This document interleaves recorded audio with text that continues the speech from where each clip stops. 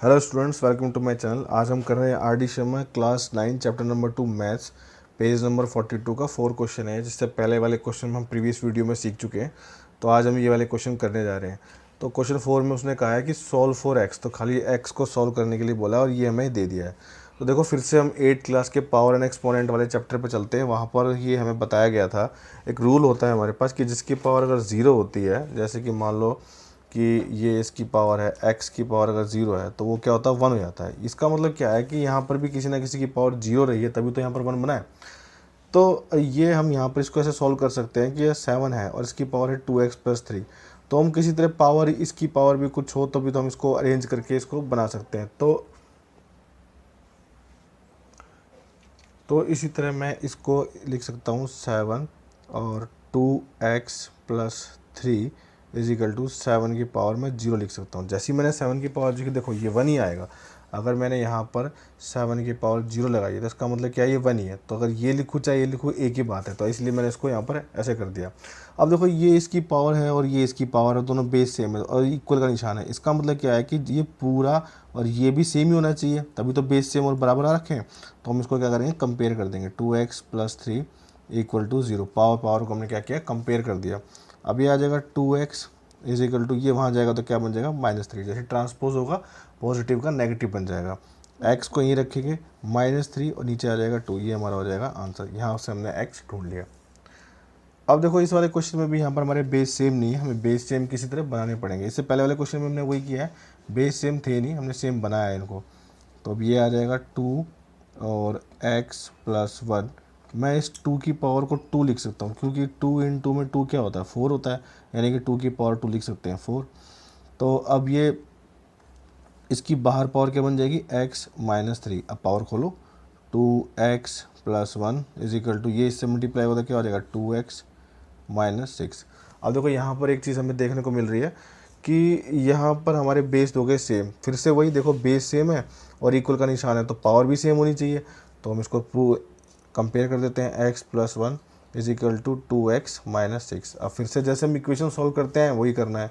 ये x है, इस वाले को यहाँ लिया हो तो माइनस का 2x इज इक्वल टू -6 और ये वहाँ जाके हो जाएगा -1। मतलब किया क्या हमने कि वेरिएबल वाले हमने एक साइड कर लिए और बगैर वेरिएबल वाले एक साइड कर लिए। तो अब ये कितना आ जाएगा हमारा, माइनस का x is equal to minus का 7। एक कट जाएगा क्योंकि माइनस माइनस क्या होते हैं, प्लस निशान बढ़ेगा। तो x इक्वल टू कितना आ जाएगा, -7। तो x इक्वल टू आ जाएगा हमारा 7। ये बन गया हमारा आंसर। सेकंड वाले का आंसर हमारा ये हो गया। ऐसी थर्ड क्वेश्चन है, कुछ भी नहीं है, बिल्कुल वैसी सेम क्वेश्चन है, उसको वैसी तरह से प्रूव करना है। यहाँ पर भी क्या है कि देखो ये 2 है और ये 8 है, इसको बेस को अगर हम सेम बना लेंगे तो ये क्वेश्चन आसानी से सॉल्व हो जाएगा। जैसे कि मैं कर लेता हूँ इसको, 2 की पावर है 5x+3। अब आप समझ गए होंगे, मैं यहाँ 2 की पावर बना लूँगा 3, ठीक है, और x+3 ऐसा आ जाएगा, ठीक है। क्योंकि देखो 2 को हम 3 बार मल्टीप्लाई करते हैं ना। देखो मैं बताता हूँ, 2 इंटू 2 इंटू 2 तो कितना आ जाएगा, ये 8 आता है। यानी कि 2 की पावर 3 करेंगे तो वो क्या आएगा, 8 ही आएगा। वही मैंने यहाँ पर किया है।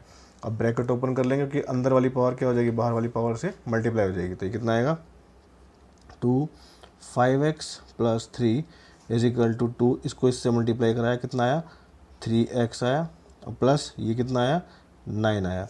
अब बेस सेम है और ये इक्वल का निशान लगा हुआ है, इसका मतलब पावर भी हमारी क्या होनी चाहिए, सेम होनी चाहिए। तो कंपेयर कर देते हैं, 5x+3 is equal to 3x+9। 5x-3x is equal to 9। इसको वहाँ पहुँचा दो, -3। ये आएगा 2x इज इक्वल टू 6, ठीक है। जब 2x इज इक्वल टू 3 आ गया तब क्या करेंगे, सॉल्व कर देते हैं। यहाँ x को यहाँ रखो, 6/2 काट देते हैं इसको, x इक्वल टू कितना आएगा, 3। ये आएगा हमारा आंसर। बिल्कुल सिंपल है, ठीक है, हमें बेस ही सेम बनाना होता है। अब इस वाले क्वेश्चन में देखते हैं। ये वाला क्वेश्चन थोड़ा अलग है, ठीक है, क्योंकि इसमें थोड़ा हमें इसको पावर को अलग से ही सेटअप करना पड़ेगा।